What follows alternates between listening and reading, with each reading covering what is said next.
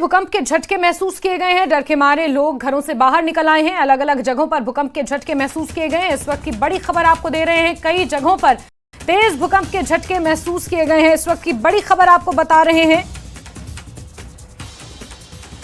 जहां जम्मू कश्मीर में तेज भूकंप के झटके महसूस किए गए हैं।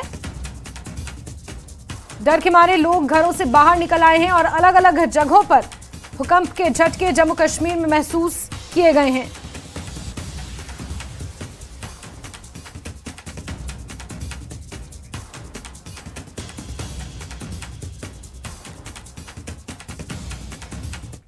जम्मू कश्मीर उच्च न्यायालय ने गुरुवार को प्रशासन को 1990 के दशक में कश्मीर घाटी से समुदाय के माइग्रेशन के बाद लावारिस छोड़ दिए गए हिंदू मंदिरों की रक्षा करने के आदेश दिए हैं, ताकि उनकी सांस्कृतिक विरासत को संरक्षित करने में मदद मिल सके। कश्मीरी पंडितों के एक समूह की याचिका पर सुनवाई करते हुए कोर्ट ने हिंदू मंदिरों की उपेक्षित